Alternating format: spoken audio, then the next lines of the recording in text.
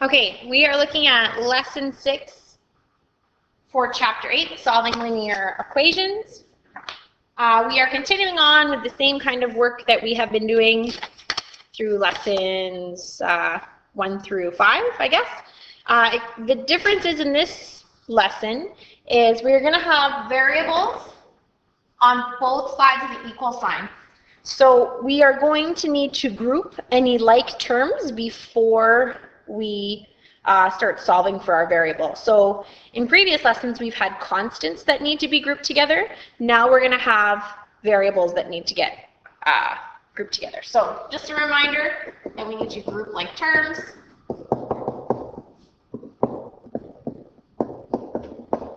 If you need a visual reminder, maybe you want to sketch out what the x's versus the constants look like, or grab a pack of tiles when you come in class.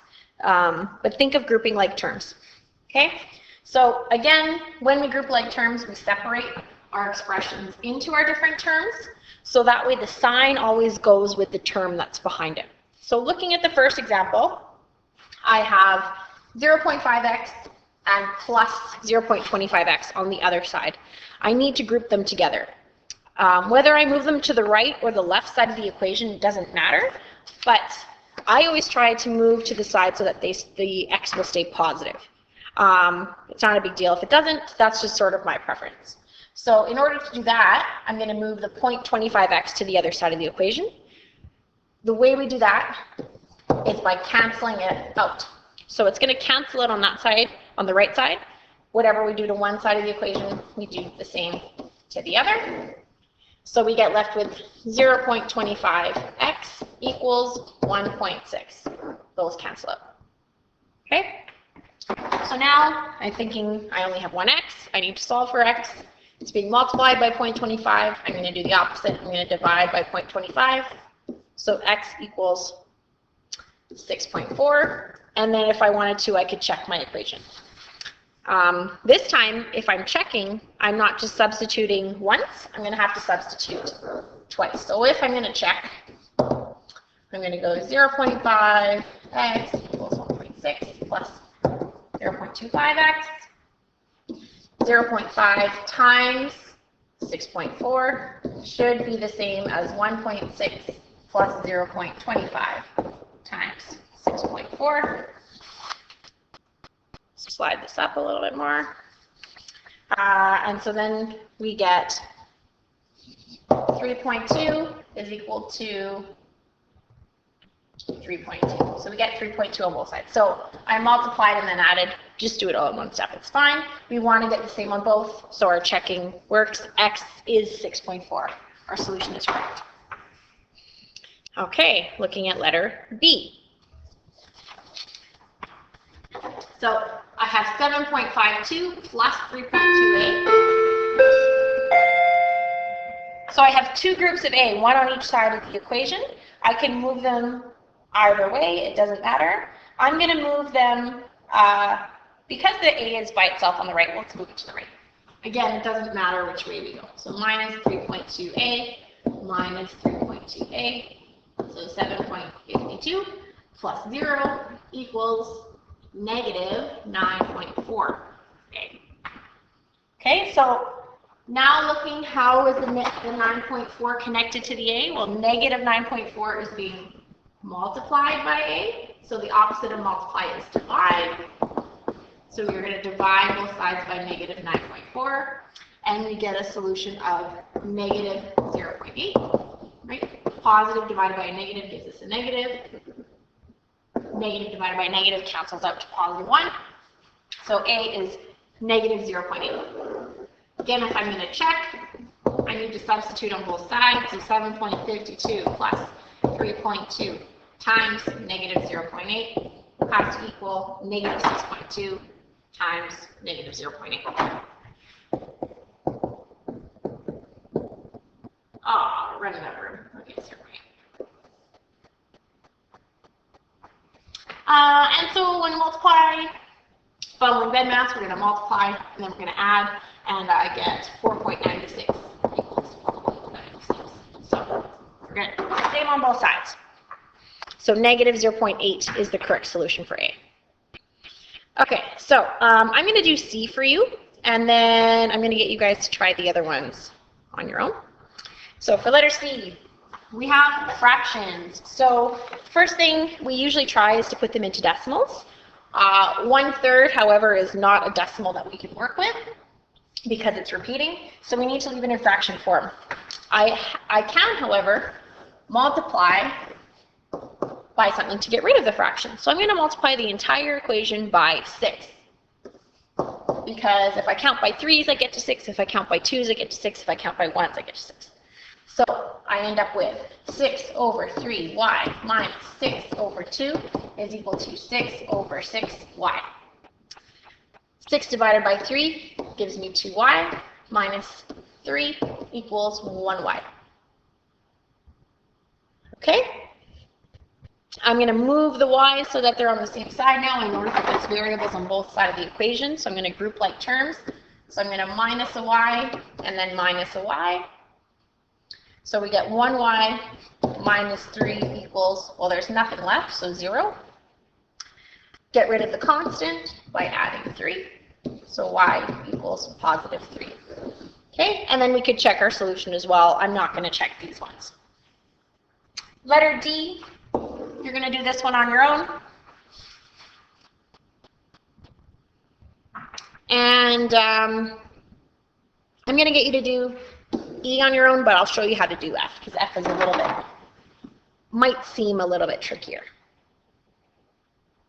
Okay, so for F, a couple things we could do. We could try dividing both sides by the denominator, or we could use distributive property and go 2x over 2 minus 1/2 equals 2x over 3 plus 1 over 3. But then we're having to add and subtract with fractions. So let's get rid of the denominator. And so I'm going to multiply everything by a multiple of 2 and 3. So 2 times 3 is 6, so I'm going to use 6. So on the left, we get 6 times 2x minus 1 divided by 2. And on the right, we get 6 times 2x plus 1 over 3.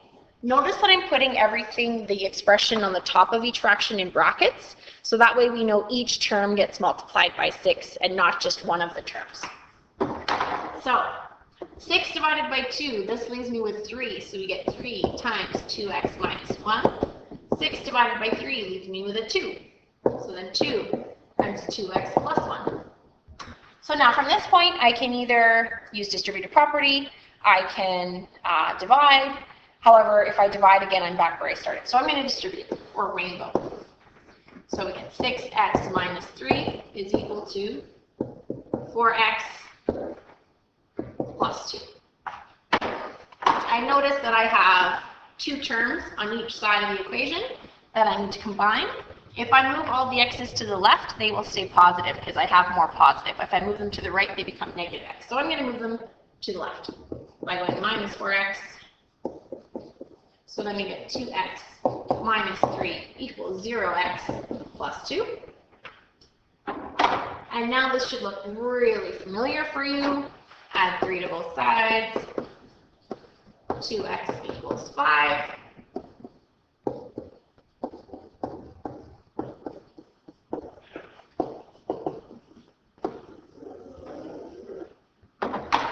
Okay, so that's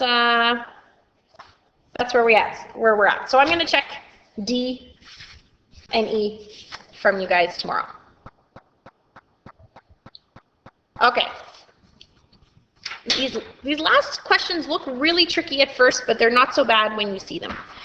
The reason why I put the graphs on here is not that you are actually going to graph them, but I want to show you what they look like. So it says, what value of x makes these 2 equations equal? So when we say they're equal, we mean that one will equal the other. So when this equation is equal to this equation. So we're going to, instead of leaving them as 2 separate equations, we're going to put them equal to each other because we want to know when are they equal.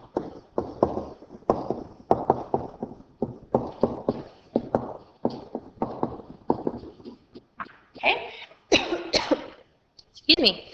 So we're going to solve the same way as normal. So I notice each side has 2 terms again. I'm going to move the negative 6.1x because if I add it to both sides, then x becomes positive. If I was to move the negative 3.2 over, the x would become more negative, and then I'd have to divide by a negative, and then I'd have to remember sign rules, and who has time for that? So I'm going to add 6.1x to both sides. So then we get left with 4.9 equals to 2.9x. So now it's positive, minus 3.8. So now again, we only have one x, but we need to isolate it. So we're going to add 3.8, get rid of the constant. So then we get 80.7 is equal to 2.9x. Divide both sides by 2.9. We get x is equal to 3. So that means when I go to my graph, if I go to x of 3, that's where they're going to cross, somewhere along that line, x equals 3. That's where they're equal. Now, and this is a bit of an extension, if I wanted to know the exact point where they crossed, I'm going to find out what the y-coordinate is. And I could use either equation. I could either use y equals 4.9 minus 6.1x, or I could use y equals negative 3.2x minus 3.8. So I'm going to substitute this x value into the equations.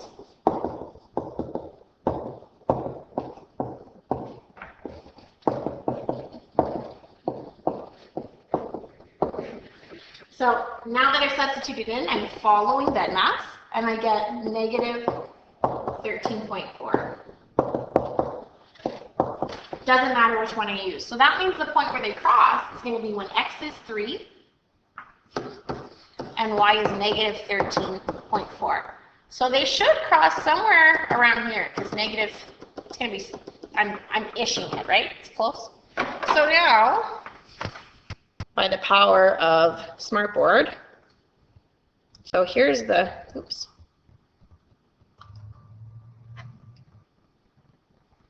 Okay, so there's the first equation graphed. It's in the bluish purpley line. So notice that it kind of goes through that point negative 3, positive 3, negative 13.4. And then when I take the second line, oops, and connect it, so now it's the red line. So notice how that's where they cross. So that's where the two lines are equal to each other. So if you are someone who is working to do some extension work, this is actually where we can start investigating other ways of finding where these two lines cross and where they are equal to each other. That's kind of a grade 10 skill, but those of you that are ready to start working at it, we can do that kind of after this lesson. We can start looking at that. So again, I'm going to ask you to solve these two by yourself, remembering that we put one equation equal to the other, so the y's are gone, and we have 2x minus 1 is going to be equal to 2x plus 1. So I want you to figure out at least the x coordinate, but maybe even the y coordinate as well. Okay, so find where they're going to cross on the graph, and I'm just going to, I'll do this for you, so you get, this is my hint for you. So that's what it's going to look like. So that's kind of the general area that they should be crossing, so hopefully that's a good hint for you. So I'm going to check this and letters D and E in class for you tomorrow. Please have them done.